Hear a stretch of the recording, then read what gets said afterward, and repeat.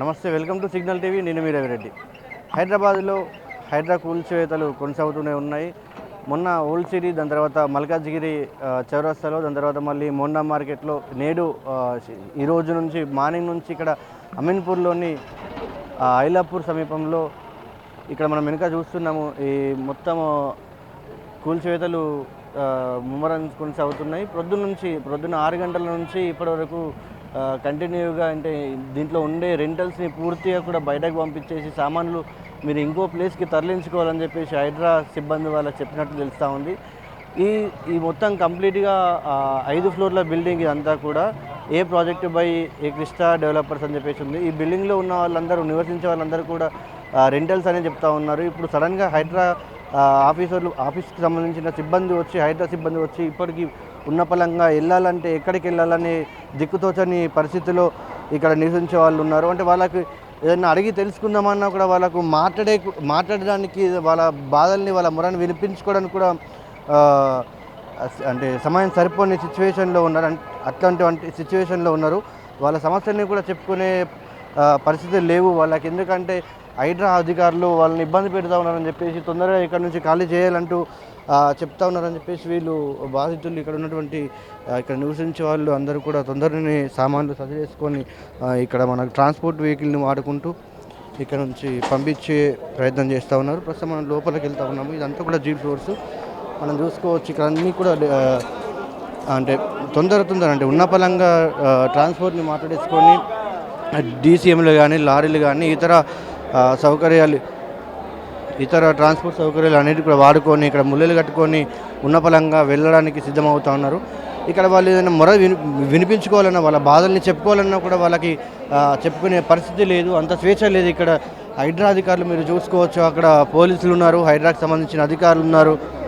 ఇక్కడ అమ్మ వాళ్ళు కూడా నీరసంగా ఉన్నారు. అంటే ఇప్పుడు దీంట్లో నివసించే వాళ్ళు నార్మల్గా మధ్యతరగతి కుటుంబాలు నివసిస్తూ ఉన్నారు. ఇక్కడ వాళ్ళు ఏదైనా చెప్దామనుకున్నా, వాళ్ళు ఏదైనా చేద్దామనుకున్నా ఇప్పుడు ఏం చెప్పలేని సిచ్యువేషన్ మనం చూస్తూ ఉన్నాం. ఎందుకంటే అందరు నీరసంగా ఉన్నారు.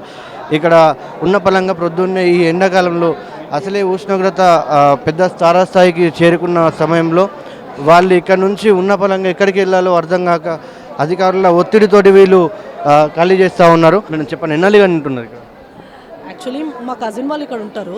మేము ఇక్కడే ఉంటామన్నమాట, ఒక 2 కిలోమీటర్స్లో. సో వాళ్ళకి మార్నింగ్ ఇన్ఫర్మేషన్ ఏమి ఇవ్వకుండా 8 o'clock వచ్చేసి కూల్చడం స్టార్ట్ చేశారంట. వాళ్ళు మాకు కాల్ చేస్తే ఇన్ఫర్మేషన్ తెలిసింది ఇక్కడ వీళ్ళు కూలుస్తున్నారు అని. ఆల్రెడీ మేము చెప్పాము, ఒక పార్ట్ కూల్చకండి, అక్కడ మా మెటీరియల్ ఉంది తీసుకోవాలి అని. స్టిల్ వాళ్ళు వినకుండా ఇంకో వైపు కూల్చడం స్టార్ట్ చేశారు. సో ఒక పక్కన మా మెటీరియల్ అంతా డ్యామేజ్ అయిపోయింది. ఇప్పుడు దానికి రెస్పాన్సిబిలిటీ ఎవరిస్తారు? సామాన్లు బయట తీసుకోవడానికి కూడా టైం ఇవ్వలేదు మార్నింగ్. మళ్ళీ లేటర్ వాళ్ళు కొంచెం ఫ్రీ అవ్వడానికో మరి ఏంటో తెలీదు, ఒక 1 hour బయటికి వెళ్ళేసేసి అప్పుడు మాకు టైం ఇచ్చి వెకేట్ చేయమన్నారు. But what is this is here the Hydraa and the police is not at all supporting. That government should take care. ఎక్కడికి వెళ్తా ఉన్నారు ఇప్పుడు ఇక్కడ నుంచి? ఇప్పుడు వాళ్ళు యాక్చువల్లీ మా ఇంటికి దగ్గరలో ఉన్నారు కాబట్టి మేము ఇమీడియట్గా షిఫ్ట్ చేసుకోగలుగుతున్నాం. బట్ ఇలాంటి సిచ్యువేషన్ అందరికి ఉండాలని లేదు కదా. ఇప్పటికిప్పుడు సడన్గా షిఫ్ట్ అవ్వాలి అంటే చిన్నపిల్లలు వేసుకుని ఎక్కడ షిఫ్ట్ అవుతారు? సో ఇవన్నీ గురించి కొంచెం ఆలోచిస్తే మంచిది. ఫ్యూచర్లో ఇలాంటి జరగకుండా చూసుకోండి. That is my request. So ఇది వీళ్ళు చెప్తున్నటువంటి విషయం. అంటే ఇక్కడ కొంతమందికి ఇక్కడ సమీపంలో ఉన్నటువంటి బంధువులు ఎవరైతే ఉంటారో వాళ్ళు టైంకి ఇక్కడికి వచ్చి వీళ్ళకు హెల్ప్ చేసి వాళ్ళ ఇంటికి తీసుకెళ్ళడమో లేకుంటే ఏదైనా సహాయం అందించడమో జరుగుతుంది. కానీ ఇటువంటి పరిస్థితులు అందరికీ ఉండవు. ఇప్పుడు చాలామంది ఇక్కడ ఎటువంటి రోజు కూలీ చేసుకునే వాళ్ళు ఉంటారు, మధ్యతరగతి కుటుంబాలు ఉంటారు. వాళ్ళు ఏంటంటే ఉన్న పరంగా వెళ్ళాలంటే ఎక్కడికి వెళ్ళాలో అర్థం కాదు. అందుకని ఇప్పుడు ఇవన్నీ చూసుకుంటూ ఉన్నాం. ఇక్కడ నిలిపివేసినట్లు ఇక్కడ అన్నీ స్టోర్ చేసుకున్నారు కింద. వీటిని ఎక్కడికి తీసుకెళ్లాలో కూడా, ఎక్కడికి తరలించాలో కూడా వాళ్ళకు అర్థం కాలేని పరిస్థితి ఉంది. మొత్తం కూడా ఇప్పుడు ఈ కింద గ్రౌండ్ ఫ్లోర్ మొత్తం కూడా సామాన్తో నిండిపోయిన విషయం మనం చూస్తూ ఉన్నాం. ప్రస్తుతం మనతో పాటు ఈ అపార్ట్మెంట్కి సంబంధించిన వాళ్ళు ఉన్నారు, వారితో మాట్లాడి మరిన్ని విషయాలు తెలుసుకునే ప్రయత్నం చేద్దాం. సో చెప్పండి, మీ పేరు? నా పేరు నరసింహారెడ్డి, సిపిఎం పార్టీ.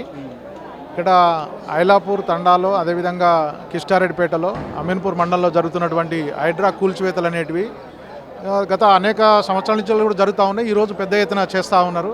అంటే ప్రధానంగా ఇక్కడ కబ్జాలు, ప్రభుత్వ భూములు, అసైన్మెంట్ భూములు కబ్జాలు అవుతున్నమాట వాస్తవము. అయితే ఈ కబ్జాలు అనేటివి ఈ రోజు అవుతున్నాయి కాదు, చాలా సంవత్సరాల నుంచి కూడా జరుగుతూ ఉన్నాయి. ఇక్కడ ఉన్నటువంటి రాజకీయ నాయకులు కావచ్చు, ఇక్కడ ఉన్నటువంటి మున్సిపల్ అధికారులు, అదేవిధంగా రెవెన్యూ అధికారులు కుమ్మక్కై ప్రభుత్వ భూములను కబ్జాలు చేసి కడుతున్నటువంటి పరిస్థితి ఉన్నది. కానీ దీనివల్ల ఈ కూల్చివేతల వల్ల మధ్యతరగతి కుటుంబాలు కూడా సఫర్ అవుతున్నటువంటి పరిస్థితి ఉన్నది. కబ్జాలు చేసిన వాళ్ళు మధ్యతరగతి కుటుంబాలకు తక్కువ రేటుకు ఏదో అమ్మేసి వాళ్ళు చేతులు దులుపుకొని డబ్బులు తీసుకొని పోతా ఉన్నారు.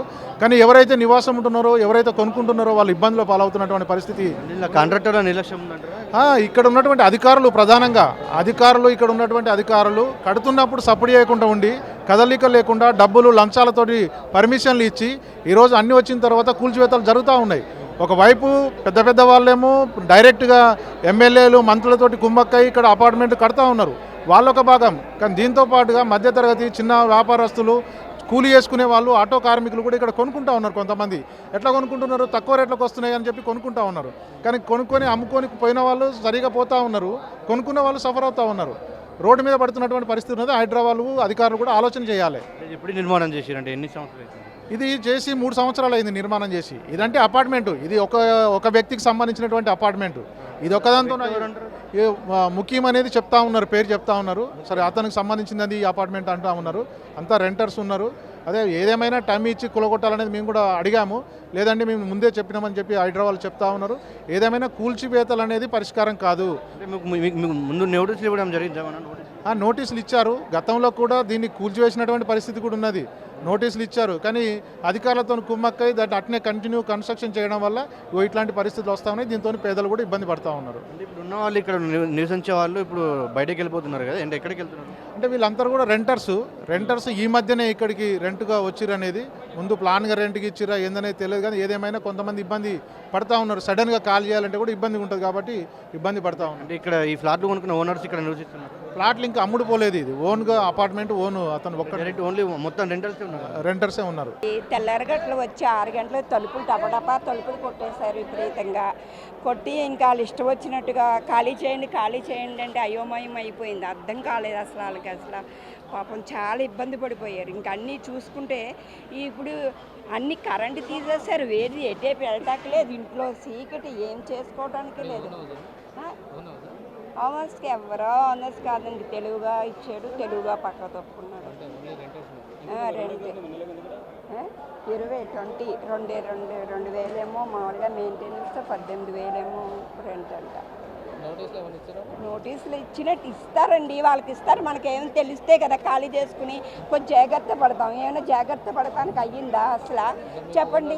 చెప్పకుండానే కాల్ చేపిస్తారు కదా, ఇన్ఫర్మేషన్ లేదు. వాళ్ళంతా వాళ్ళే కాల్ చేపించారు. రాత్రి పొద్దున మెసేజ్ పెట్టి వచ్చిర్రు హైదరాబాద్లో అని నేను చెప్తాను. మీరు రెంట్కున్నారు కదా మా బిడ్డలు. ఎక్కడికి వెళ్తున్నారు? ఇక్కడ నువ్వు వేరే దగ్గర చూసుకోవాలి కదా. అంటే ఏం చెప్తారు ఇప్పుడు హైదరాబాద్ సంబంధించి? మొదలు ఇంట్లోకి ఇన్ఫర్మేషన్ ఇవ్వాలి. ఒకరోజు ఇవాళ 2వ శనివారం అని, ఆదివారం అని వాళ్ళంతా వాళ్ళు చేసుకుంటే వీళ్ళు ఇబ్బంది పడతారు కదా. వాళ్ళు ఉన్నోళ్ళకు ఇప్పుడు ఎట్లయితే వెళ్ళగొడతారో అప్పుడే మొదలే చెప్పాలి. వెళ్ళిపోమని 2-3 రోజులు ఓనర్కి ఒక్కటికి లెటర్ ఇచ్చేసి చేస్తే ఉన్నోళ్ళకి ఇబ్బంది కదా. ఓనర్ ఏమో ఎస్కేప్ అవుతాడు, ఎక్కడ అవుతాడు. అంటే ఎన్నెల నుంచి ఉండరు ఇక్కడ? 6 months అయింది మేము. సో ఇది ఉన్న పొలంగా ఎక్కడికి వెళ్ళాలో అర్థం కావట్లేదు అని చెప్తా ఉన్నారు. ప్రొద్దున్నే వచ్చి హైదరాబాద్ అధికారులు వచ్చి బయటకు పంపించే ప్రయత్నం చేశారు. అసలు సామాన్లు కూడా తీసుకుందామంటూ కూడా ప్రొద్దున ఒకసారి సమయం ఇవ్వలేదని చెప్పేసి వీళ్ళు చెప్తా ఉన్నారు. ఇక్కడ ఉన్నటువంటి వాళ్ళు సామాన్ తీసుకోవడానికి కూడా టైం లేదు, సమయం కూడా ఇవ్వట్లేదు. అక్కడ మీరు చూసుకోవచ్చు, అంటే నిదానంగా తీసుకునే పరిస్థితి కూడా లేదు. తొందరగా పైనుంచి రూమ్ల నుంచి కింద వాళ్ళ సాయం తీసుకుంటూ పైనుంచి పడేస్తున్న సందర్భాలు మీరు చూస్తూ ఉన్నారు. ఒకవైపు తాళం నుంచి ఇప్పుడు లిఫ్ట్ పని, ఒకవేళ లిఫ్ట్ పని చేసి ఉంటే లిఫ్ట్ కూడా సరిపోదు. అంటే వీళ్ళందరికీ ఇప్పుడు దాదాపు ఇంట్లో 40 రూమ్ల వరకు రెంటల్స్ ఉన్నారని చెప్పి అంటున్నారు. ఈ 5 ఫ్లోర్స్లో దాదాపు 40 మంది వరకు ఇక్కడ 40 రూమ్లలో రెంటల్స్ ఉన్నారని చెప్తున్నారు. ఇప్పుడు సిలిండర్లు కూడా మనకు ఎంతో ప్రమాదకరమైన సిలిండర్ని కూడా వాళ్ళు అంటే ప్రశాంతంగా దించుకునే టైం లేదు, అంత ఇక్కడ సిస్టమ్ కూడా లేదు. ఇప్పుడు లిఫ్ట్లు కనిపిస్తూ ఉన్నాయి, అక్కడో లిఫ్ట్ ఉంది, ఇక్కడో లిఫ్ట్ ఉంది. దాదాపు ఒక 3-4 లిఫ్ట్లు ఉన్నట్లు పడుతుంది ఇప్పుడు మొత్తం బిల్డింగ్ మొత్తంలో కూడా. ఏ ఒక్క లిఫ్ట్ కూడా పనిచేయకుండా కంప్లీట్గా చేతులతోటే వాళ్ళ సొంత ఇతరుల సహాయం తీసుకొని వాళ్ళే దించుకునే ప్రయత్నం చేస్తున్నారు. మన విజువల్స్లో చూడొచ్చు. ప్రతి ఒక్కళ్ళు ఇప్పుడు ఒక్కరు కూడా ప్రొద్దున లేచి నుంచి వీకెండ్ అంటే శనివారం నార్మల్గా కొందరికి శనివారం కొందరికి లీవ్ ఉంటుంది, కొందరికి ఉండదు, సాటర్డే లీవ్ ఉంటుంది, కొందరు సండే కూడా వర్కులు చేసుకుంటూ ఉంటారు. అట్లాంటి వాళ్ళకి సాటర్డే సడన్గా ఇప్పుడు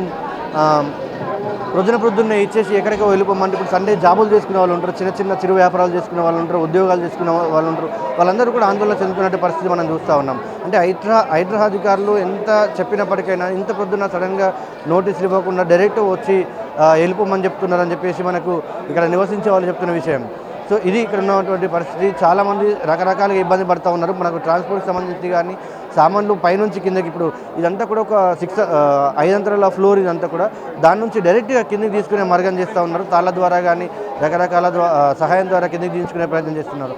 ఇది అంటే ఇక్కడ ఉన్నటువంటి పరిస్థితి. అంటే ఎవరు కూడా వాళ్ళ మురని చెప్పుకోవడానికి కూడా సిద్ధపడట్లేదు. ఎందుకంటే వాళ్ళు ప్రొద్దు నుంచి 6 గంటల నుంచి ఇప్పుడు చాలామంది చెప్తూ ఉన్నారు ఈరోజు వీకెండ్ అయినప్పటికైనా కొంతమందికి సాటర్డే కూడా వర్క్స్ ఉంటాయండి, వారంలో 6 రోజులు వర్క్స్ ఉన్నాయి. అట్లాంటి వాళ్ళు ఇప్పుడు మేము ఒకవేళ మా భార్య భర్తలు ఇద్దరం కలిసి ఆఫీస్కి వెళ్ళి ఉంటే ఎట్లా ఉండేదని చెప్పేసి వాళ్ళు ఆందోళన చెందుతూ ఉన్నారు, ఇబ్బంది పడుతూ ఉన్నారు. ఇది ప్రస్తుతం ఇక్కడ ఐలాపూర్లో ఉన్నటువంటి పరిస్థితి. మనం అక్కడ అందరూ చూసుకోవచ్చు, చాలామంది రకరకాలుగా ఇబ్బంది పడుతూ ఉన్నారు. బెడ్లు తీసుకురావడానికి కానీ అన్ని వస్తువులు తీసుకురావడానికి కానీ అక్కడ చూసుకోవచ్చు. ఎవరిది వాళ్ళు ఇబ్బందులతో